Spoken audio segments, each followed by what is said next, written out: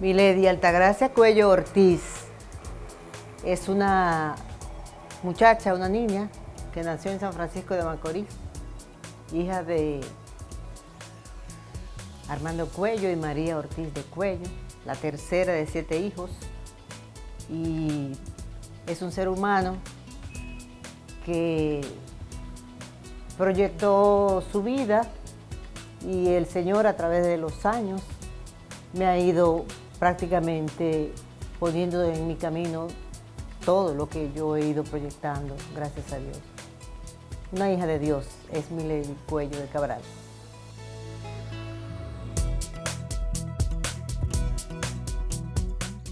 Mi niñez es un pasaje bellísimo de mi vida, porque pienso que la niñez de nosotros 7 hermanos fue una niñez hermosa, dentro de una familia humilde, pero con unos principios y valores cristianos muy profundos y de mucha trascendencia en nuestra existencia. Yo nací en San Francisco de Macorís, pero en los primeros años en San Francisco de Macorís, cuando ya éramos 5, yo soy la tercera, nos fuimos a un campo de San Francisco de Macorís que se llama Jaya, el sitio original de mi mamá. Se habían muerto sus padres y nosotros fuimos a la casa de los abuelos por un tiempo en lo que ellos hacían una casa en el campo. Y esa niñez en ese campo de San Francisco de Macorís, que duró como hasta los 7 u 8 años de mi vida, ese periodo de tiempo, 5 o 6 años allá, es como, yo lo veo así como una postal en movimiento, porque vivíamos dentro de un ambiente como medio poético, bucólico, con una familia humilde, pero con todo. Teníamos nuestra casita, teníamos vacas, teníamos conucos, teníamos cacao, teníamos sembrados, teníamos muchas cosas como lo elemental. Y 3 hermanas, las mayores, vivíamos una vida haciendo un mundo de fantasía, que era el mundo de las muñecas. Mi mamá era modista, costurera, y ella se quedaba muy tarde en las noches cosiendo, y nosotros nos metíamos debajo de la mesa y empezábamos a jugar allí, jugar muñecas que nosotras mismas hacíamos. Y nosotras las tres hermanas, nos adelantamos al tiempo de la Barbie, porque cuando yo vi que ya mis hijos necesitaban la Barbie, yo decía, pero eso lo hacíamos nosotros, porque utilizábamos los tallitos de las hojas para hacer mueblecitos y hacer las camitas y las casitas y las ropitas de las muñecas. Hacíamos ciudades, todo lo que hace la Barbie hoy día. Quizá la Fisher-Price estaba pensando en ese producto que iba a lanzar al mercado para los niños del mundo, y ya nosotras, 3 niñas, lo estábamos haciendo en un campo de San Francisco de Macorís, nuestras muñequitas con las cuales jugábamos. Más o menos de esa manera se desarrollaba nuestra educación en ese tiempo, con muchos principios cristianos y con mucho apego entre los hermanos y entre los padres.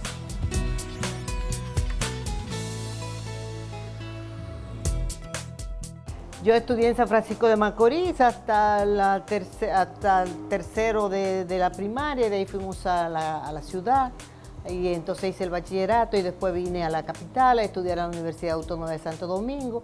Estudié filosofía y educación con histórico y literatura, es decir, era como un paquete. En ese momento no estaba filosofía y después educación, después historia, después literatura, era todo junto. Eso me permitió pues sentirme no solamente que yo había estudiado para ser maestra, para el magisterio, sino me sentía como con la base para desarrollarme en cualquier área que fuera de comunicación o de historia o de literatura. Realmente cuando escogí esa parte de la profesión, yo lo que quería, lo soñaba con estudiar Derecho Internacional, pero en ese momento no lo había en la Universidad Autónoma de Santo Domingo, y entonces me fui por la filosofía. Creo que escogí bien porque ha sido una base importante para mí a lo largo de mi vida, porque eso realmente es aplicable a toda la existencia humana. Así que me siento bien de que eso fue lo que había y fue lo que me tocó, pero fue mejor para mí estudiar eso y no concentrarme únicamente en Derecho Internacional.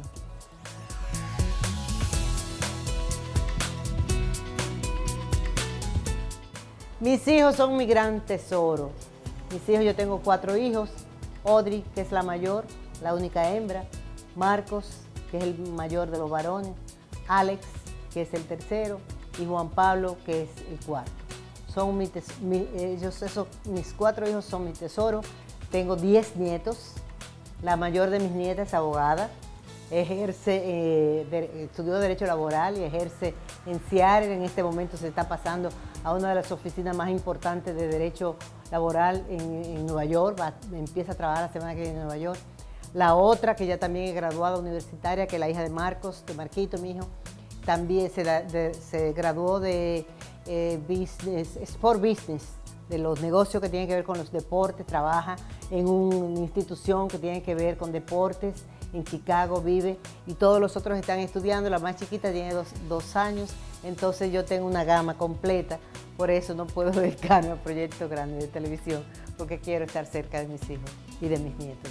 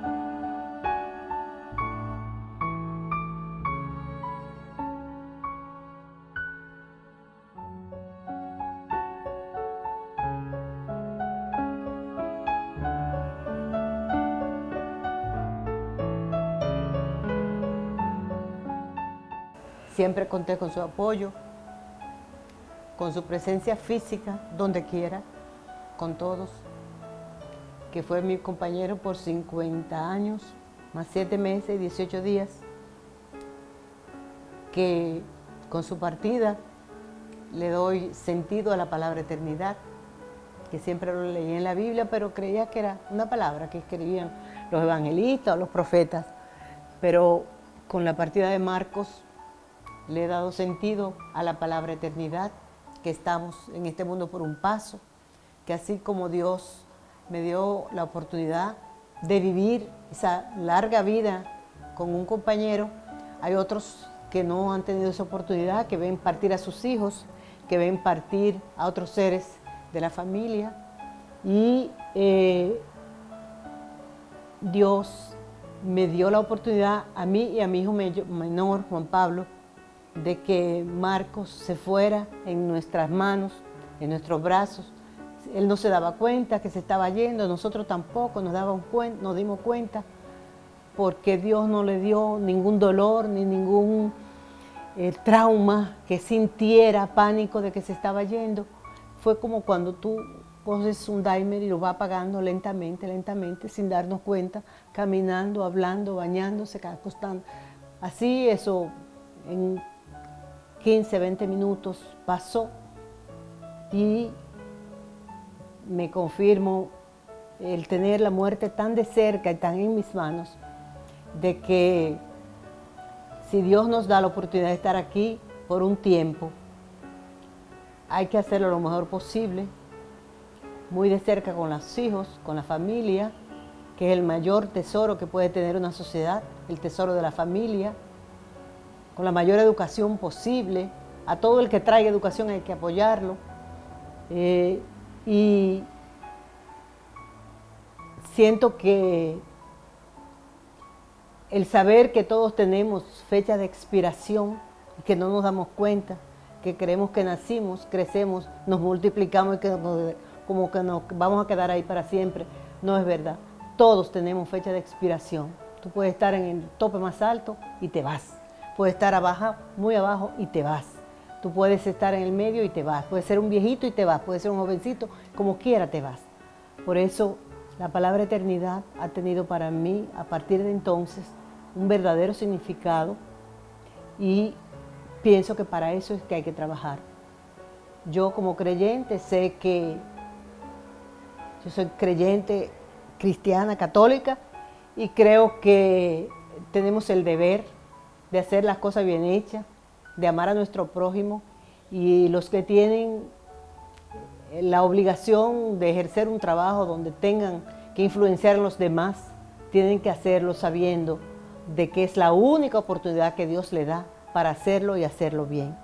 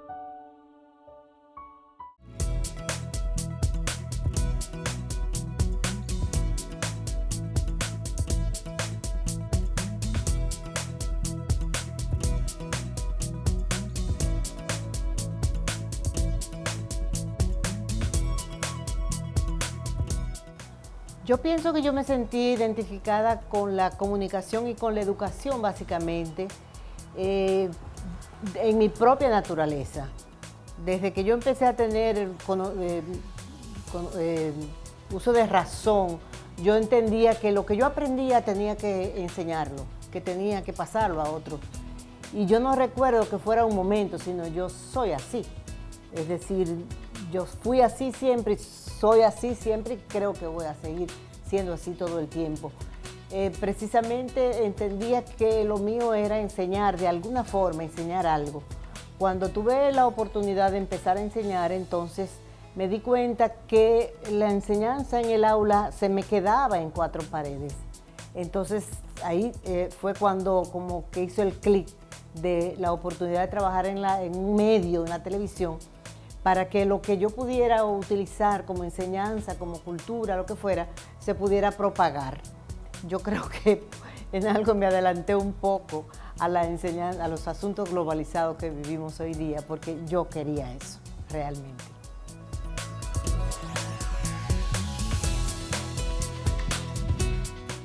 Cuando yo salí de la universidad, inmediatamente había trabajo para los profesores recién graduados, tenía 21 años o algo así.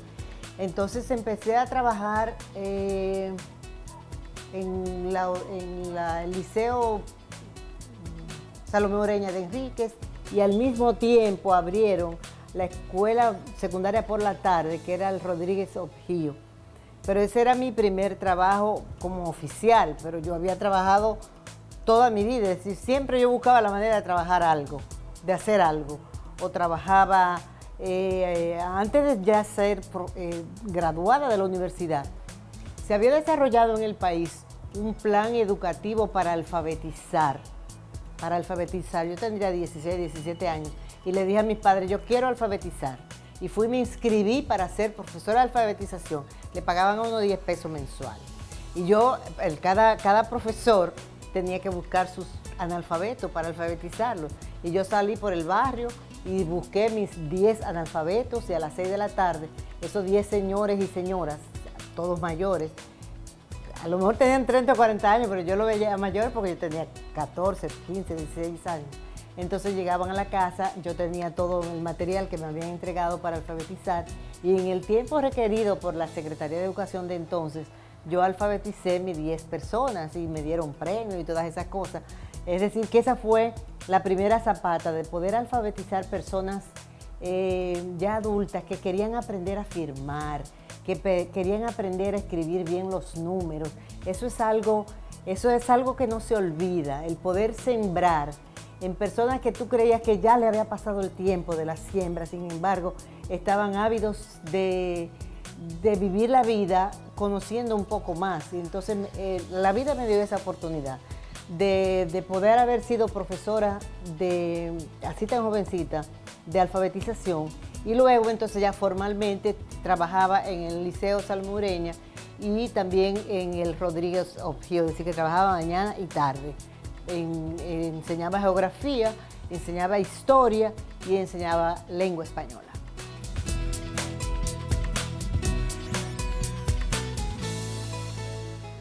Surgió un programa internacional que venía de la Embajada Americana a captar profesores que pudieran hacer una especie de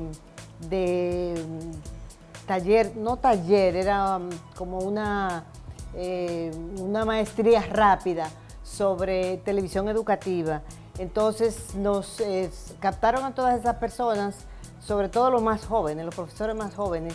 Fuimos, esos cursos los daban en la Embajada Americana y también en Radio Televisión Dominicana, y vinieron profesores de todas las ciudades a tomar esos cursos para ver quién tenía talento para enseñar en televisión. Y del grupo que seleccionaron, que fue muy reducido, me seleccionaron a mí. Cosas de la vida. Dentro de todo lo que requerían para pasar a ser seleccionado, les recuerdo que era hacer un programa de televisión de 5 minutos donde no hubiera palabras, no hubiera diálogos ni texto, sino que pudiera enseñar con los sonidos lo que tú querías. Había que imaginárselo, inventárselo y hacer imágenes y cosas de eso. Yo me acuerdo que en ese tiempo estaba de moda todo lo que era el lanzamiento al espacio y cosas de esas. Y yo dije, yo voy a hacer tal cosa, yo voy a hacer la historia de los descubrimientos. Entonces empecé para llenar mis 5 minutos haciendo un guión con la historia de los descubrimientos, desde Colón y antes de Colón, todo lo que había, porque yo había estudiado historia. Y entonces ya yo podía hacer ruido de barcos y de mar, de brisa, de animales y de toda esa cosa, porque no se pudiera hablar. Entonces llegué a la historia y fui haciendo una reseña, no había internet ni Google, nada de eso, había que buscarlo, había que ir a las bibliotecas a buscar en los libros, y entonces logré todo ese material, busqué muchas imágenes, muchos recortes, muchas cosas. Y terminé lanzando un cohete al espacio con todas las chispas y el ruido. Bueno, pues cuando terminó ese pequeño reportaje que yo hice de invento y de cosas, entonces todo el grupo se levantó a aplaudir de pie y yo fui la primera que seleccionaron para ir a estudiar televisión educativa.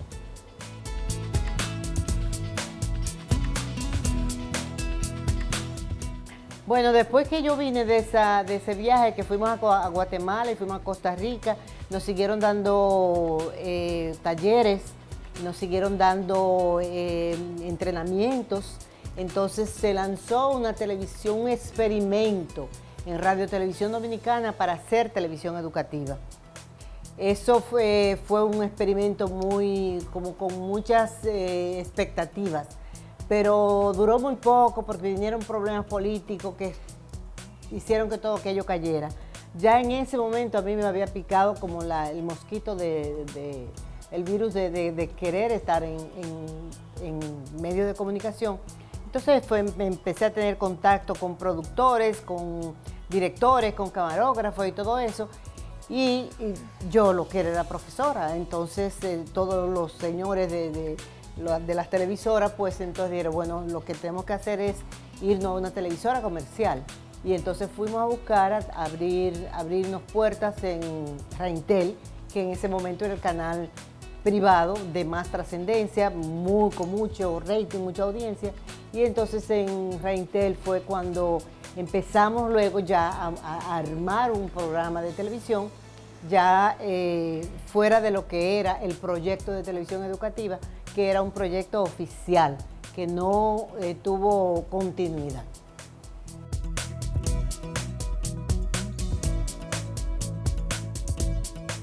El primer proyecto con el que yo arranqué se llamaba Esta es su casa, porque yo me imaginaba un programa.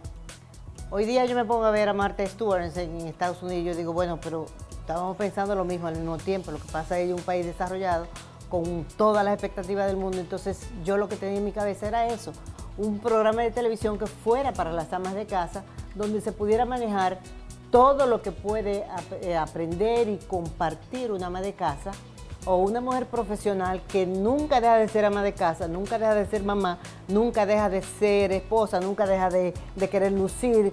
Eso era lo que yo quería, una revista femenina o del hogar más bien. Esta es su casa, y entonces en ese programa en Reintel tuvo, diríamos que la pegada que tenían en ese momento los programas que eran hechos para el hogar.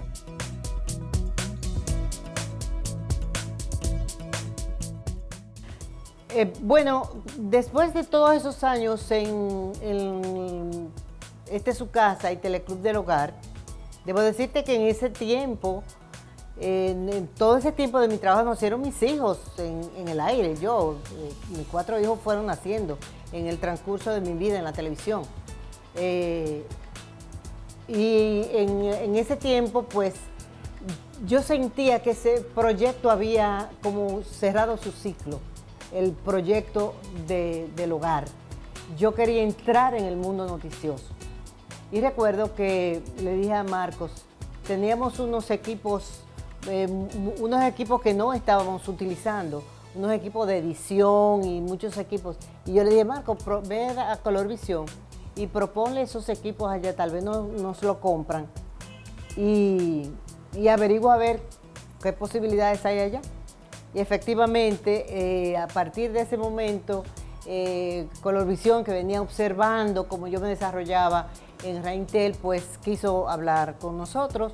Nos sentamos a hablar y entonces empezamos ahí a gestar hoy mismo un programa de noticias, pero que fuera informativo, que pudiera dar todo lo que yo tenía haciendo con relación al hogar, pero que eso fuera que el eje central, la médula de esa programación, porque no era un programa, era una programación prácticamente, la parte medular fuera la información.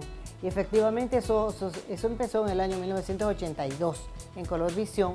Decidimos empezar con un noticiero, rompiendo todos los esquemas que habían en ese momento, porque la televisión empezaba a las 11 de la mañana con rayas, y entonces era calentando ahí para que viniera el show del mediodía, y entonces cuando se avisó que venía una programación desde las 5 de la mañana, era como decir, entra un terreno baldío con un colín abriendo un camino. Entonces, eso fue una aventura muy grande, porque era verdaderamente entrar a un terreno baldío. Primero convencerse los dueños de Colorvisión y todos los ejecutivos de que eso era posible, que eso era, además de ser posible, que era vendible, que lo íbamos a poder hacer, porque empezar una programación a las 5 de la mañana implica prácticamente no dormir. Y a partir de ese momento, entonces, a los pocas semanas, pocos meses, ellos se dieron cuenta que además se vendía, porque empezó a venderse. Entonces dijeron, no, pero esto funciona. Y entonces, de verdad, empezó un apoyo muy importante del canal, y entonces se desarrolló lo que fue hoy mismo, desde ese momento. Yo me inventé el desayuno, ese fue un invento mío, y dije, vamos a hacer un desayuno porque así hay movimiento, hay interacción y hay objetos que enfocar, poner una vajilla donde se viera, y conseguimos que el Hotel Sheraton nos llevara un desayuno de verdad, para que la gente desayunara, el invitado principal.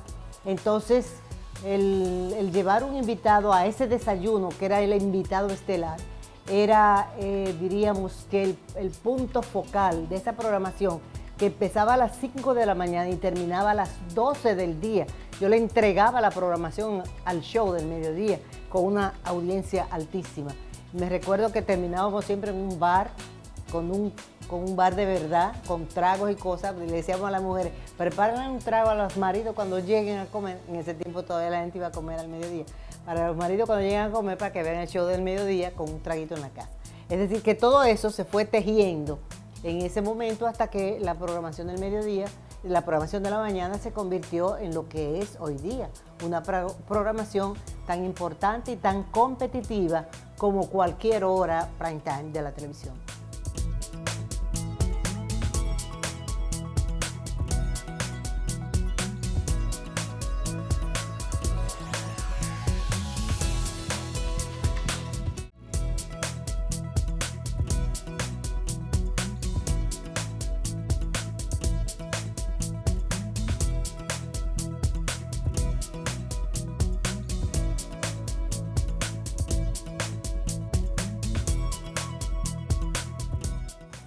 Por hoy mismo pasó un batallón de personas porque había que llenar prácticamente 6 horas de programación. Entonces el primer compañero partner así que yo tuve fue el señor Fran Arredondo, un destacadísimo locutor dominicano con una voz prestigiosa, que todo el mundo lo conocía por la voz, porque era la voz de muchísimos comerciales.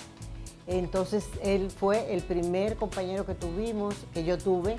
Me recuerdo que ahí empezó Henry Pimentel a leer noticias, era Fran Arredondo y Henry Pimentel.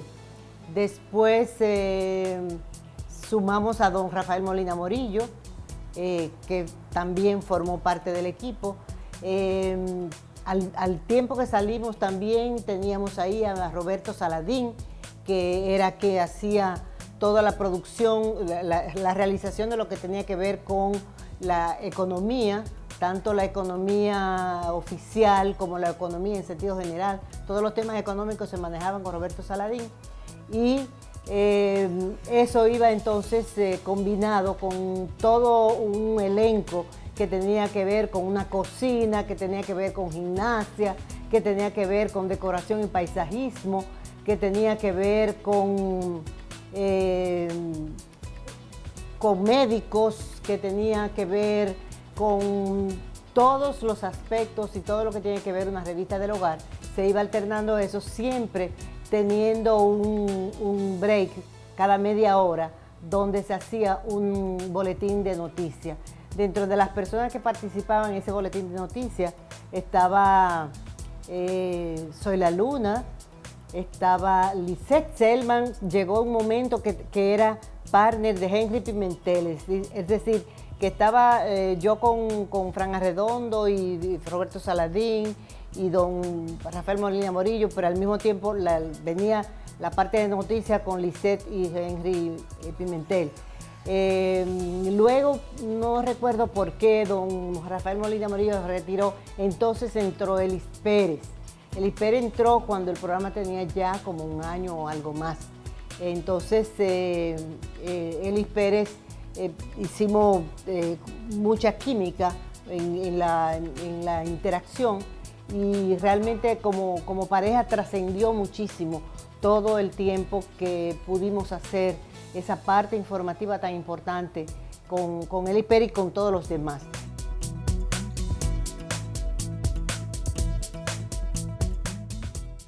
Bueno, es que yo era la productora y Colorvisión descansó en mí para que yo le diera forma a todo aquello que yo había planteado.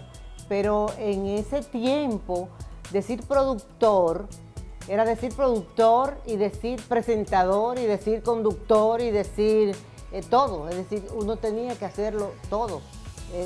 De forma tal que yo tenía que ver a quién yo iba a conseguir para poner en la cocina, a quién yo iba a conseguir para hacer mi sección de gimnasia, a quién yo iba a conseguir para buscar que me formara todo lo que era la decoración, es decir, todas esas cosas, pero el departamento de noticias de Colorvisión entonces sí proveía todas las noticias que se habían producido durante el día, se estrenaban al otro día.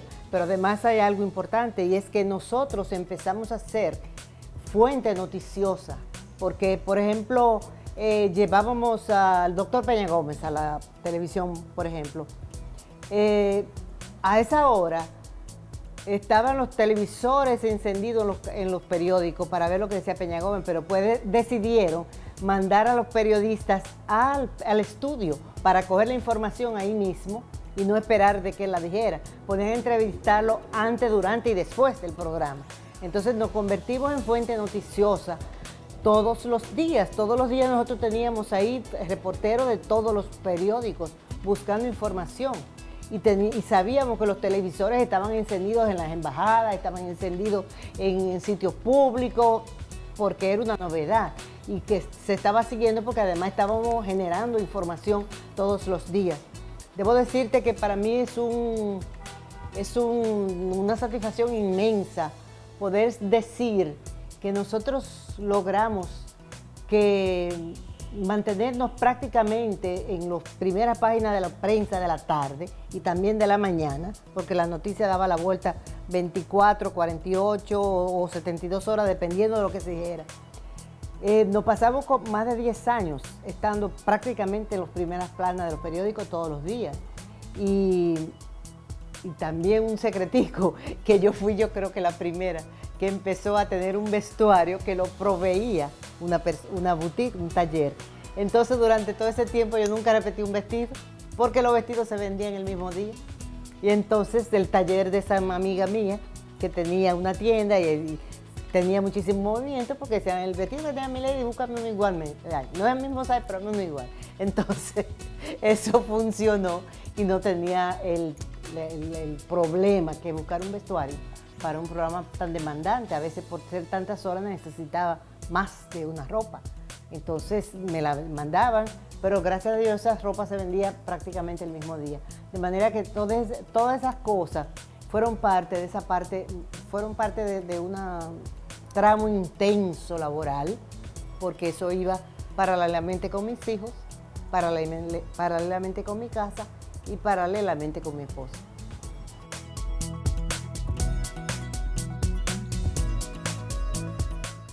Muchos programas marcan, eso yo tendría que escribir, y de hecho yo tengo muchas notas, por algún día lo escribiré. Pero un programa que nos marcó a todos, fue el día que decidimos en el aire irnos del canal. Lo habíamos decidido ya, irnos del canal y mudarnos para Reintel. Nos habíamos pasado un tiempo así porque pasaron cosas que no viene al caso decirlo, porque fue más lo que cosechamos que la diferencia que pudimos haber tenido. Decidimos irnos y esa despedida la hicimos Elis Pérez y yo en el aire. Eso fue muy impactante porque los televisores estaban puestos en el Listín Diario, el editorial de ese día se cambió y se lo dedicaron al programa. Ese era el tiempo en que los editoriales del Listín Diario marcaban la audiencia. Entonces nos despedimos un viernes y el lunes estábamos en Reintel con Buenos Días, porque yo no me quise llevar el nombre del programa porque honestamente era de Colorvisión. Es decir, fue por consenso que lo pusimos, pero yo no llegué con ese nombre. Era de Colorvisión, que vio que había un proyecto que podíamos guiarnos, que había en México y ellos tenían negocios con México. Entonces salimos con un proyecto similar, Buenos Días, en Reintel. Ese programa me marcó. Y nos marcó a todos. Lisset Selman se fue conmigo, otras personas se quedaron allá.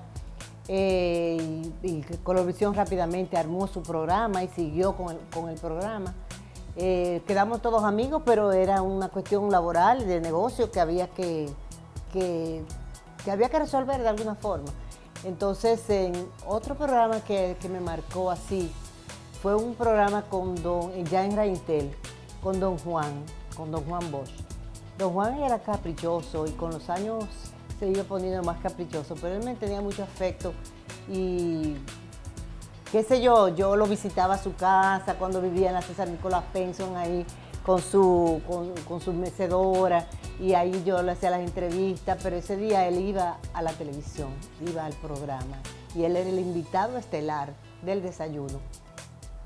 Pero ¿qué pasa? Ya él tenía problemas con Jacobo Magluta, ya tenían sus diferencias y sus cosas, habían las cosas de qué hacemos políticos, que se dicen muchísimas cosas. Y entonces Elis Pérez estaba entrevistando, era un tiempo de elecciones, quizás, qué sé yo, sin un mes o algo así de elección. Eli Pérez estaba entrevistando a un sacerdote que estaba haciendo política. Cuando don Juan llegó, él estaba en el aire y llegó calladito así, yo me puse a hablar con él calladito. Y entonces estaba Eli Pérez entrevistando a ese sacerdote, y el sacerdote era de Jacobo, era de Magluta. Y empezó el cura a decir cosas a favor de Magluta. Dije que Magluta iba a repartir los panes como Jesús, qué sé yo. Y ese hombre le entró una rabia y me dijo, yo no voy a estar aquí donde estén hablando a favor de ese, que no, que se me fue don Juan. Entonces yo le caí atrás y me le enganché y lo agarré en la lotería ahí, enfrente de la gente de la lotería. Dijo, don Juan, usted no puede hacer eso, porque usted sabe que yo lo estoy anunciando a usted a las 5 de la mañana. Además, usted no vino donde se cura, usted vino donde nosotros. Usted vino donde nosotros, usted no puede hacer eso. Así que espérese, vámonos para atrás, que usted, mire la cuña ahí que la están pasando, que usted va para el aire ahora. Y se quedó así, me miró y me dijo, por ser tú, yo voy para allá.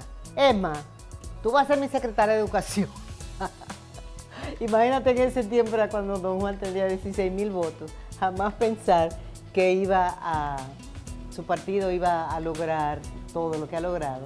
Entonces, ese programa, él mismo lo dijo en el aire, que él se iba, que yo lo había rescatado en la calle, porque él se había ido, porque consideraba una desconsideración que estuvieran hablando así de esa persona que él consideraba ser una niña.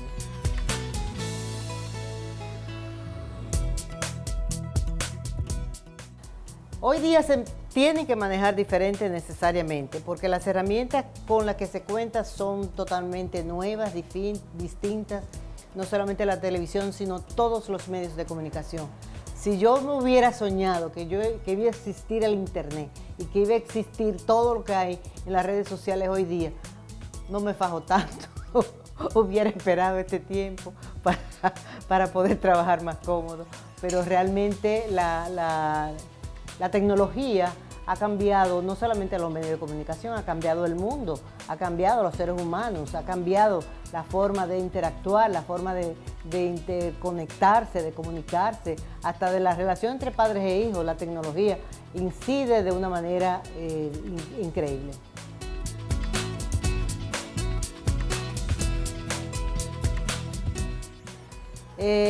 Creo que sí, que han cambiado mucho los periodistas y los comunicadores. Pienso que sí.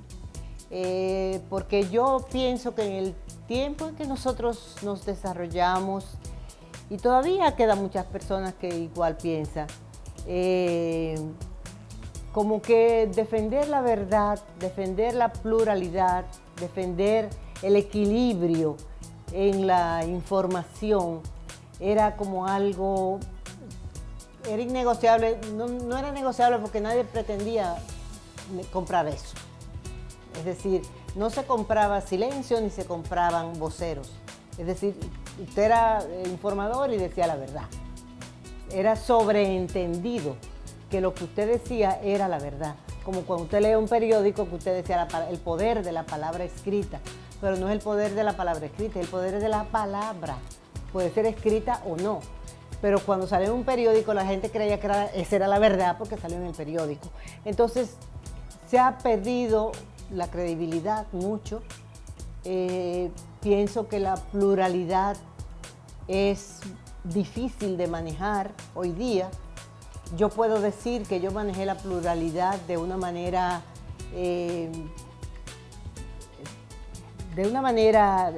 esplendorosa, porque aquellos desayunos de unidad que yo hacía, donde yo buscaba justamente eso, la pluralidad, donde podía sentar al cardenal cogido de la mano con Fafa Tavera, que era más tiempo preso que suelto, y del otro lado Narciso Isaconde, y por allí el otro, y el otro, y el otro, y hasta todo el mundo rezar un Padre Nuestro por la paz y por la unidad.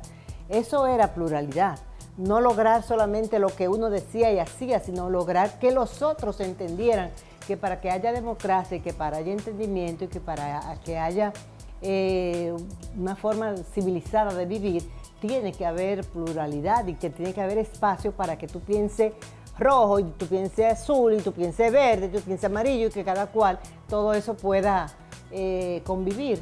Pero yo creo que eso se ha perdido bastante, pienso que es así. Ya hoy día un editorial de un periódico no te cambia la historia, como te la cambiaba don Rafael Herrera con el Listín Diario, que todo el mundo leía el Listín Diario y la historia podía cambiar por un editorial del Listín Diario. Y es decir, ya eso no es así. Ya tú dices el periódico, a ver el titular, que espérate, no lo voy a leer porque no quiero leer eso. No quiero que me intoxique tal información. Es decir, ya tú tienes el derecho de saber si lo que te están diciendo es verdad, porque tú dices, no creo lo que me dice, déjame ver qué dicen las redes sociales, qué dice la tecnología, los medios tecnológicos donde tal puede encontrar más equilibrio en la verdad. Es decir, que hay un cambio verdadero, pero la gente tiene la oportunidad de escoger, y entonces cada cual escoge si de ser vocero de alguien o de... No puedo decir que no hay muchos profesionales que usan la verdad y el equilibrio, hay muchos, pero la mayoría yo pienso que representan a un sector, ya sea empresarial, ya sea político, ya sea religioso, ya sea deportivo, lo que sea, pero la mayoría representan a un sector, eso es lo que siento.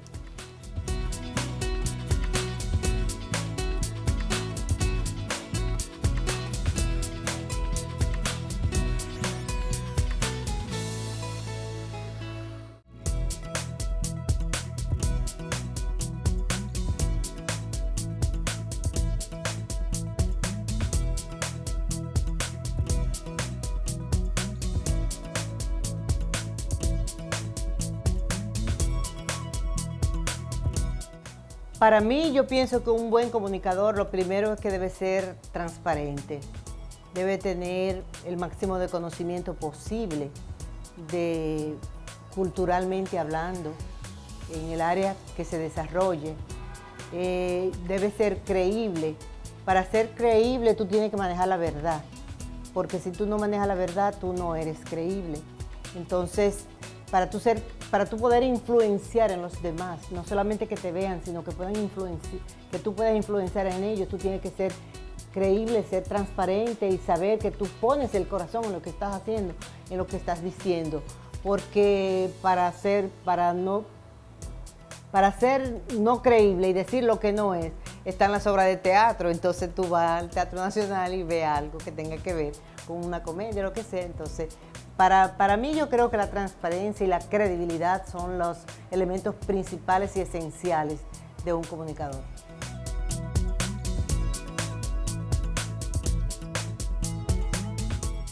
Mi etapa como cónsul de la vida diplomática de Holanda y Alemania, yo puedo decir que fue quizás un regalo de Dios, porque al principio de este monólogo que tú me has puesto a hacer, yo te dije que yo quería estudiar Derecho Internacional, porque en ese momento, con 14, 15 años, yo pensaba, yo me veía como una figura en el mundo, conciliando y algo así, los sueños que tienen los muchachos.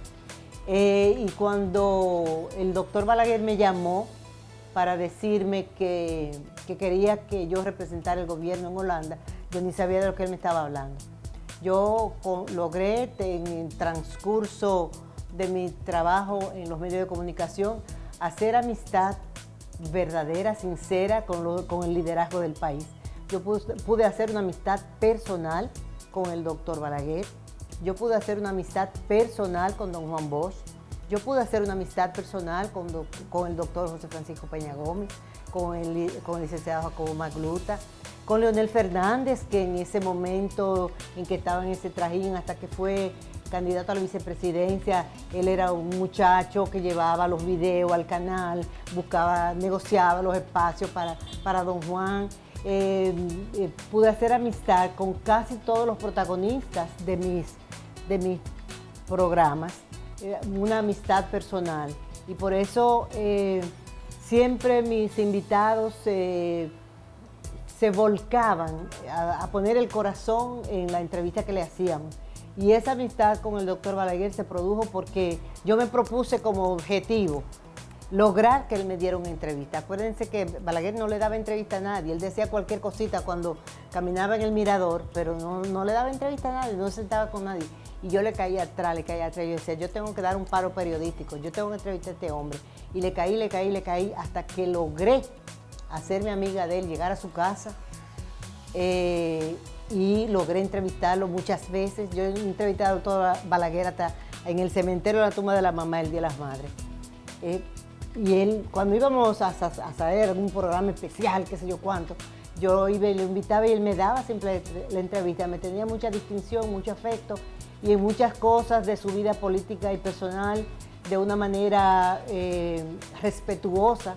Yo participé con él en muchas cosas, porque los políticos siempre tienen temor de que cuando dan alguna confianza a un periodista, piensan, o a alguien de los medios de comunicación, piensa que va a ser algún escándalo por ahí.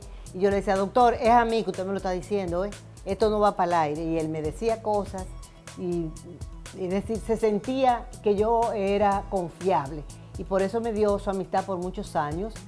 Y entonces él fue el que me mandó a mí a Holanda. Quizás un premio, digo yo, que Dios lo hizo que él lo hiciera, porque yo quería algún día ir a Europa a estudiar. Y entonces yo fui a Holanda porque me lo pidió el doctor Balaguer. En eso vino la discusión de si 2 años, de 4 años, el 94, 96. 94, 96.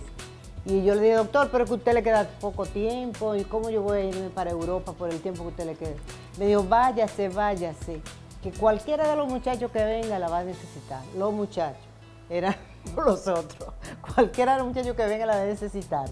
Entonces yo me fui para Holanda un 19 de diciembre del año 1995. Ahí se dio lo del doctor Leonel Fernández. Éramos amigos y yo vine al país y le dije, doctor, yo no sabía que esto venía, así que yo no soy de su partido, yo no soy de ningún partido, usted no tiene compromiso conmigo, así que yo vine a decirle que... Y él me dijo, no, yo cuento con usted, y yo me quedé ahí porque el doctor Leonel Fernández me dejó 2 años más. Entonces a los 2 años después de eso yo volví para acá, me inserté a la televisión en el Canal 10 y todo eso, y entonces después el ingeniero Hipólito Mejía me llamó para insertarme de nuevo en el área diplomática, y fui entonces a Alemania. También por amistad y por aprecio, reconocimiento, y por afecto y por reconocimiento al trabajo quizás.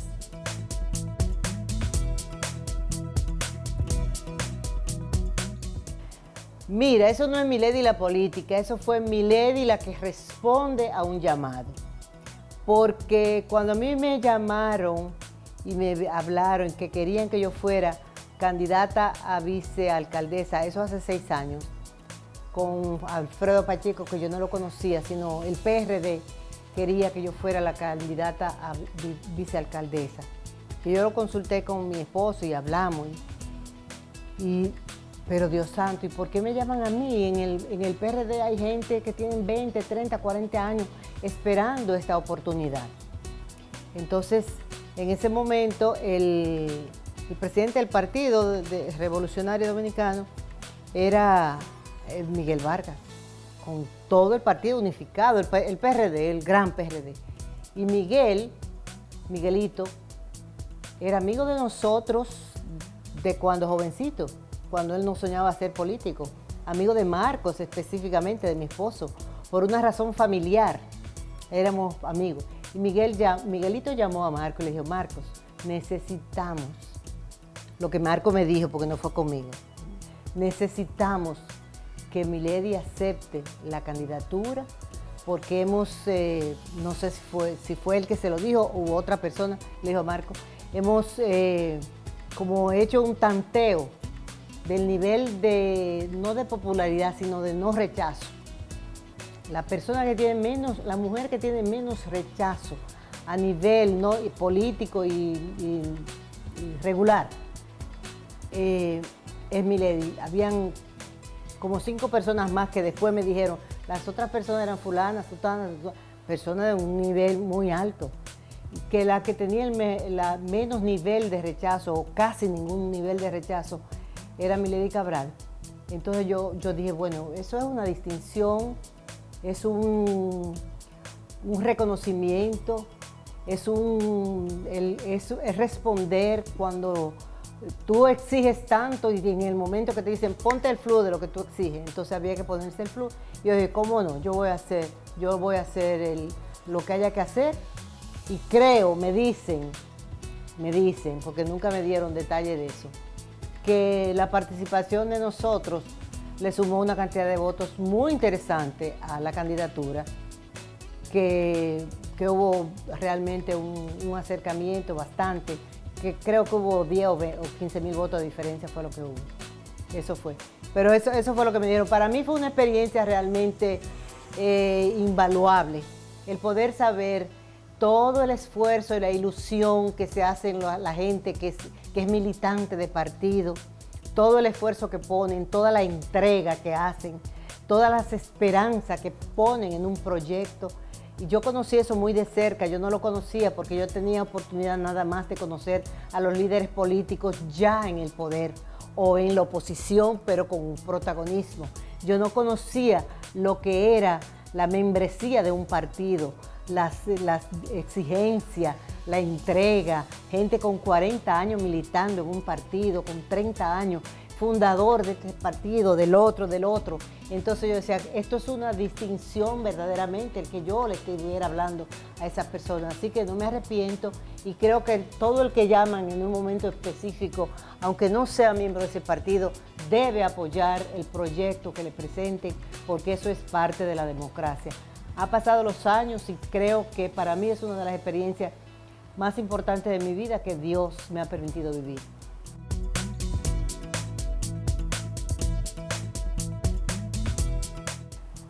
Mira, yo no regresaría a la televisión, no me lo planteo en este momento. Si te dijera que sí, no te estaría siendo sincera, porque mi trabajo en la televisión fue demasiado intenso, muy laborioso. Yo sentía la necesidad de descansar, no solamente de descansar, sino de estar más tiempo con mis hijos, de estar más tiempo con mi esposo, de estar más tiempo con mis hermanos, de estar más tiempo con mis amistades, porque de verdad yo me sentía como cuando tú tienes asignatura pendiente. A mí nunca me quedó materia en la escuela, pero yo pienso que el que se le quedaba materia se quedaba con una cosa muy grande que tenía que resolver.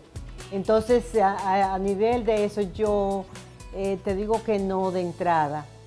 Desprenderse definitivamente de los medios de comunicación es difícil, porque ya eso se forma parte como de tu médula, tú lo sientes como tuyo. A mí me pasa que muchísimas veces no disfruto de verdad lo que están presentando, porque estoy pensando en lo que está pasando atrás, y quién lo escribió, y cómo lo escribió, y por qué lo hizo, y por qué lo dijo. Entonces, a veces tengo que hacer un ejercicio mental para meterme en lo que es la fantasía de lo que me están ofreciendo, en la belleza de lo que me están ofreciendo. Pero no tengo contemplado volver a la televisión. De volver me gustaría estar en todo lo que me gustaría estar un tiempo más, tal vez, en algo detrás de cámara que tenga que ver con producción y con decidir en cuanto a lo que va al aire, porque yo entiendo que la televisión incide demasiado en la educación de un país, incide demasiado en los valores familiares. La televisión incide demasiado en la necesidad de cultivarse, en la necesidad de echar hacia adelante. Y no descarto que pudiera involucrarme en alguna cosa, siempre que me lo permita la salud, que siempre que yo tenga ánimo para ponerle entusiasmo, porque si no le pongo ilusión y amor, pues así no. Pero de entrada te digo que de ponerme al frente de un proyecto, no creo. Quiero estar más tiempo con los hijos.